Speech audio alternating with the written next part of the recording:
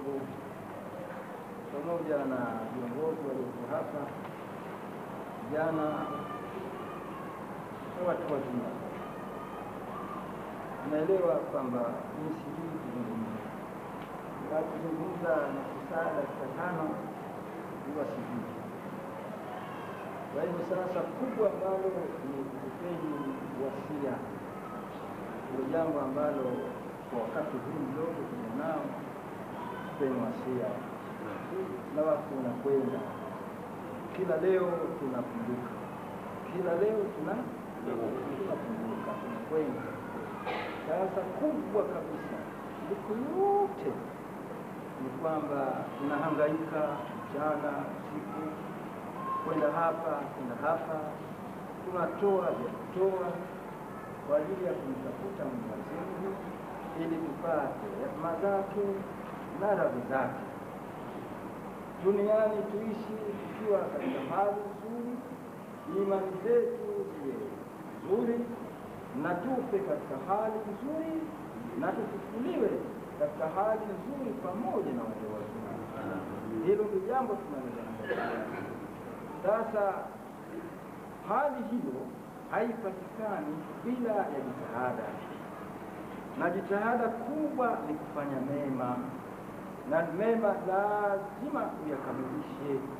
Yale mema ukiyakamilisha vile yanavyotakiwa, ndio unapata mradi wako na unampata Mwenyezi Mungu vizuri.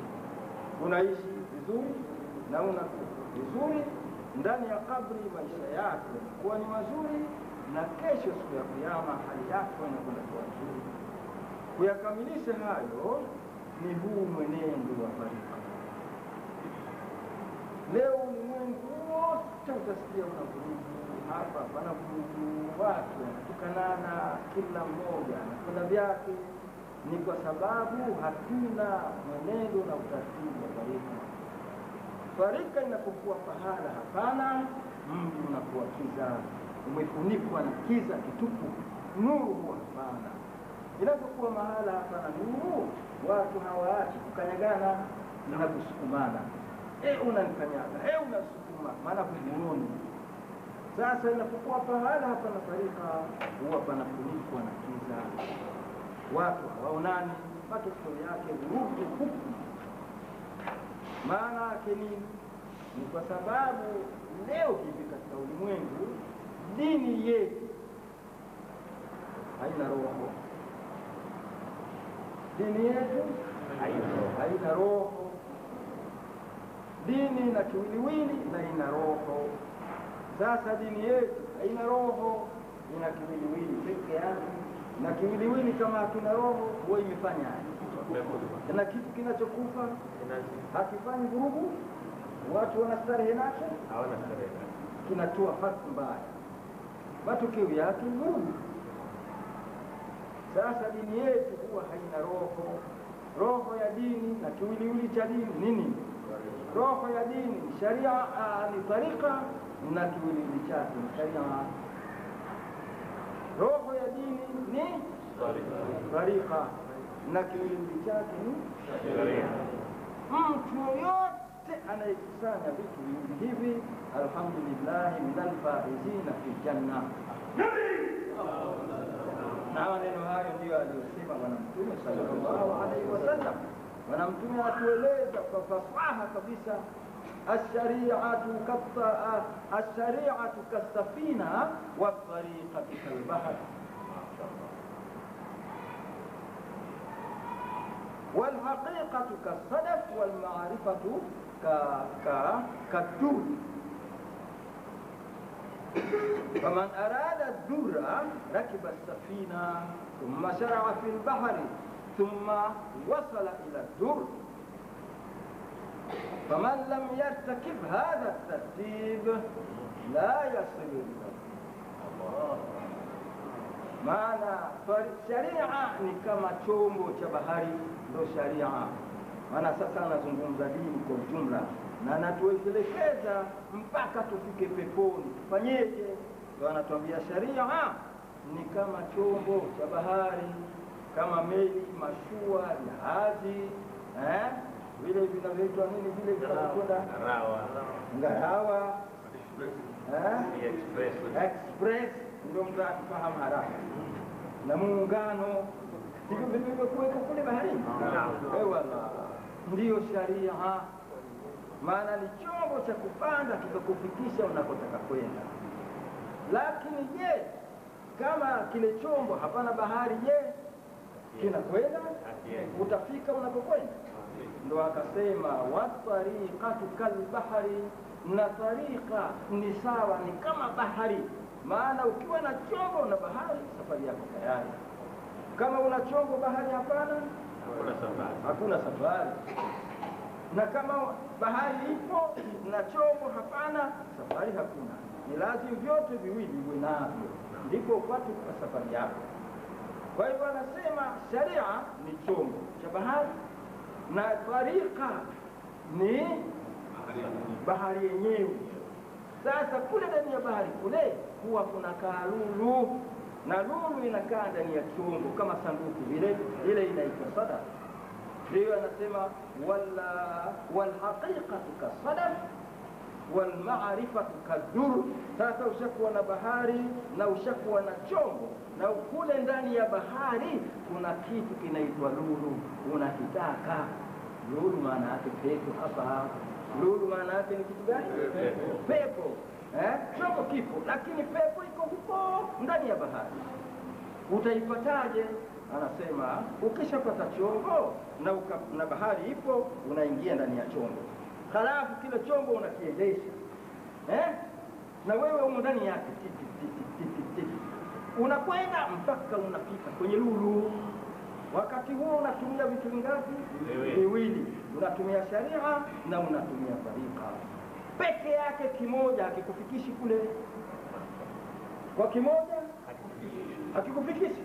Lazima utumie vyote viwili, maana utumie sharia na utumie tariqa kikamilifu.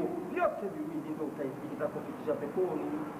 Sasa kwa kutumia sharia peke yake, ukawa unasali sana, unafunga sana, unatoa zaka sana, unasoma sana, kila mwaka unakwenda na umra unakwenda ukipata, hazikusaidii kupata pepo ya Mungu. Ni lazima uwe na tariqa. Tariqa ni ilmu al-mahabba, mahabbatullahi wa rasulihi, na ni ilmu ya kujitakasa, ilmu ya watu ahli tasawuf, ahli Allah, ahli al-atqiya, wale watu wa Mungu, watu wa tasawuf wanaohangaika kujisafisha ili wapate pepo ya Mungu. Ndio fani ya watu hao, watu ahli Allah, watu ahli tasawufi, na watu wa tariqa. Haya madogo kumbe ni makubwa mbele ya Mwenyezi Mungu, na ukaona kitu kikubwa sana katika ibada, kumbe hamna kitu ndani yake.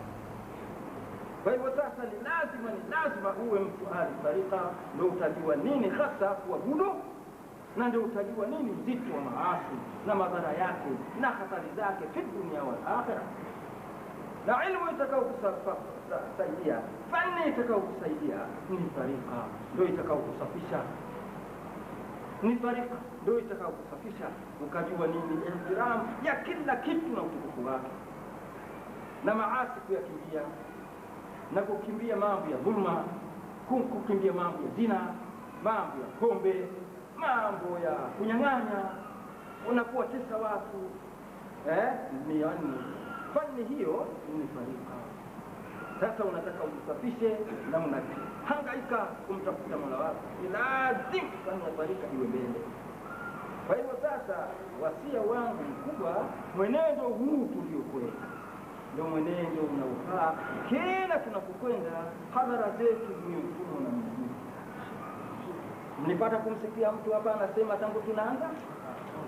Mlimsikia mtu anasema tumeanza saa 8 sijui saa 9 kasoro kidogo ndio tunaanza. Hakuna mtu aliyesimama kusema tunaanza, tumekwisha hiki, kinakuja hiki, mmemsikia mtu anatajwa jina hapa? Na hadhara haikwenda bila kumtaja mtu jina. Mambo yote yamekwenda, hakuna kumtaja mtu asli yake unapokwenda katika hadhara, maana yake nini? Mtu anapotia neno wa tusalli fardhu salati al-isha'i 4 rak'atin lillahi ta'ala, Allahu akbar. Bismillahir rahmanir rahim.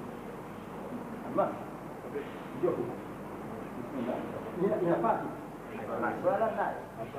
Sasa unaposema katikati ya hadhara ni kuwa unavuruga ile ibada yako. Salili Mtume sallallahu alaihi wasallam, kama ilivyo huwezi ukasema wakati unapokuwa ndani ya sala na hadhara hizi hazitaki maneno kila wakati, ni kuvuruga ile ibada yako, kuvuruga ile ibada yako.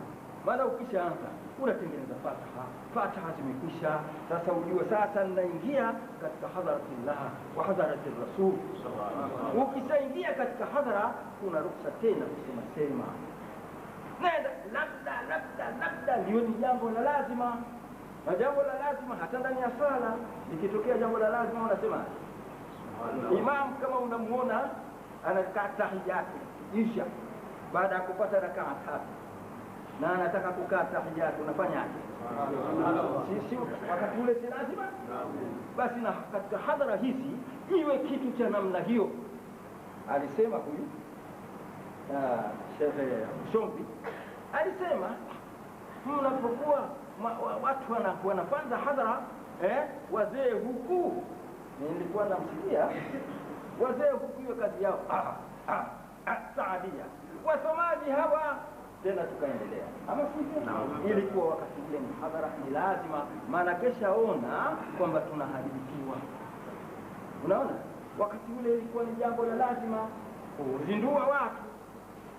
Sasa na katika hadhara kila wakati kusema haifai, ni kuwa unavuruga na unachafua, na yote utakayosema inakuwa ni huni, hana maana. Kwa hivyo utaratibu ni huu na usafi kabisa. Hakuna kina mama wala hakuna mambo ya kitoto. Watoto waliopo hapa wamekaa katika maeneo ambayo hawana fursa kufanya mchezo, pengine huku wako na hapa wapo, nimesikia sauti za kitoto, lakini hawako peke yao. Wakiwa peke yao wanapata fursa ya kufanya vurugu. Kwa hivyo nasaha zangu, sipeni tarika, mliokuwa na vyuo jitahidini sana kuhifadhi tarika, ili nyinyi mnayo na mlionao waonayo, na wanaokuja baada ya hawa tuliokuwa nao waweze kuwarithisha wenzao. Msifanye mchezo. Ikitoka hii dunia inakuwa giza yatakayotokea hadisa. Mnaelewa hivi sasa, kataja huyu mwanzo, kuna vurugu namna kwa namna, huyu ana lake, kuna watu vikundi mbalimbali, kazi yao ni kuhangaika kwa yale wanaoyataka wao.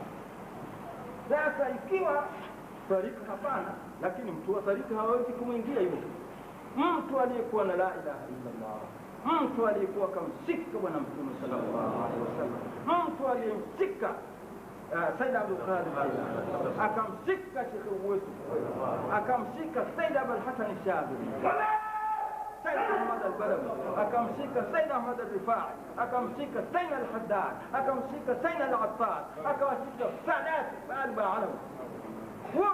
Washika kikweli, hawezi mtu mchafuzi wa dini akaja akakutetea, akaja akafanya una kinga na huko peke yako. Kwa hivyo hawezi akakutetea na akafanikiwa. Na nielewa ninavyosema? Na hiyo ni tarika au ni mabana wa tarika waliokitariwa na Mungu kutuongoza. Wameondoka kwa usalama na wametuachia neema. Ukishika si rahisi kupotea. Ukishika si rahisi kupotea. Kwa hivyo nasaha yangu ni kuwa mwenendo huu tuushike. Mmeushika? Mbona nashikia moja moja? Mmeushika? Mmeushika vizuri? Insha Allah, Mungu atusaidie. Amin. Tusaidie. Amin. Ishie imani zetu. Amin. Na utusamehe. Amin. Yote machafu utusamehe. Na ututie katika kundi la wapenzi wako. Amin. Ahli la ilaha illa Allah. Amin. Kundi hilo tunakuomba utusikie, tuishi katika ulimwengu tukiwa Waislamu wazuri, na utufishe na kauli la ilaha illallah katika kundi la watu wazuri, na kesho siku ya Kiyama utukufue na la ilaha illallah pamoja na wapenzi wako ahli la ilaha illallah. Fatiha.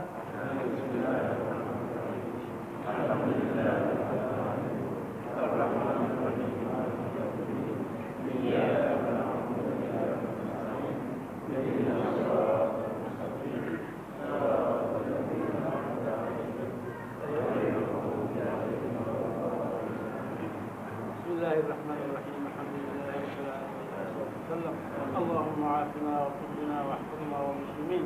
اللهم اكفنا واياهم شر مصائب الدنيا والدين. اللهم عجل بفرجك علينا وعلى كافه المسلمين برحمتك يا ارحم الراحمين. وصلى الله على سيدنا ونبينا وشفيعنا محمد. Samahani, kitu kimoja ambacho bunde ya 15 na naona shafi kuna kesho tunakuliwa na mama yake bwana Bwana Feruzi, tuna pamoja, tuko pamoja kwa miaka mingi. Bahati mama mzazi kafariki, ilikuwa mazishi yake leo, lakini itakuwa kesho saa 4. Msikiti huu umezaliwa na msikiti aliojenga yeye, kujengea sisi.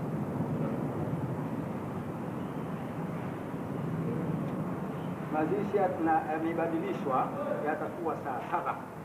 Kwa hivyo jitahidi sana atakaojaliwa adhuhuri. Kuna misikiti kule ambayo wanaweza akasali watu ule wa Sunni. Ule wa Sunni. Utakuwa katika msikiti wa Sunni mazishi. Basi kule msikiti wa Sunni kuna na msikiti wa Ibadhi kule na msikiti wa Juma, yote mitatu ndio pamoja. Kwa hivyo hakuna shida sana, jitahidi kwenda kwa sababu ni mwenzetu. Itikafu ya kwanza mpaka kiasi ya itikafu 10 tulizozianza hapa Dar es Salaam, itikafu miaka 10 alikuwa anaongoza yeye. Si vizuri kukwambia, lakini inabidi kukwambia kwa haya matokeo yaliyotokea. Tangu tunaanza siku 10 watu 300 tunakula shilingi 8,000. Watu mia ngapi? 300. Tunakula shilingi ngapi? 8,000 kwa siku 10, sio kutwa, siku 10. Akitoa yeye shilingi 8,000 tunakula siku 10, sio 80,000. Mpaka ikaja 16, mpaka 25, mpaka ikaja 35, 45, ikaja 80,000, ikaja 100,000, 1,200, 20,000. Yaani yeye ndo anasimamia yote, kazi yetu sisi kupanga, lakini chakula na vifaa mtoaji yeye. Muda zaidi ya miaka 10. Itikafu zote tulizokuwa nazo alikuwa anasimamia yeye, na msikiti wetu hapa uliozaa huu alijenga yeye. Kwa hiyo huyu kafuliwa, na ndio maana leo tulitaka kuivunja hii hadhara kwa sababu tulifikiri kwa leo tukaona sisi kuwa na hadhara haifai, kwa sababu ni mwenzetu wa ndani, sio mwenzetu wa nje, mwenzetu wa ndani. Kwa hiyo tujitahidi kwenda, tukipata fursa, hata kama msikiti mwingine kule kama huko watu wengi tutafanya vurugu, tunaweza kuomba msikiti mwingine tukenda tukafanya visomo kwa ajili ya barabara. Haya iko misikiti yote iko pamoja, msikiti wa Ibadhi na msikiti wa Sunni na msikiti wetu wa Shafia. Msikiti wa Ibadhi, msikiti wa Sunni, yani msikiti wa Hanafi na msikiti wa Shafia, yote misikiti ya maimamu watatu iko pamoja. Kwa hivyo ikiwa huku tunaona kwa msikiti wa Sunni kama tutafanya vurugu kwenda kusoma, tufanyane tahlili na nini, tunaweza tukenda tukaomba msikiti wa Shafia au na mwenyekiti kwa hapa na yeye ni mmoja katika viongozi wa msikiti wa Shafia au msikiti wa Ibadhi, yote katika hiyo uliokuwa karibu tunaweza kwenda tukafanya shughuli barabara. Assalamu alaykum wa rahmatullahi. Na tunawashukuru sana waliokuja kwetu katika hii na wakati hii au ni ndio hiyo. Haya basi. Basi tunawashukuru sana. Mungu awatie imani, siku nyingine wasitukime, maana leo tumewachosha. Wala hawajala kitu. Watafutie kitu cha kula. Kuna kitu cha kula atakutia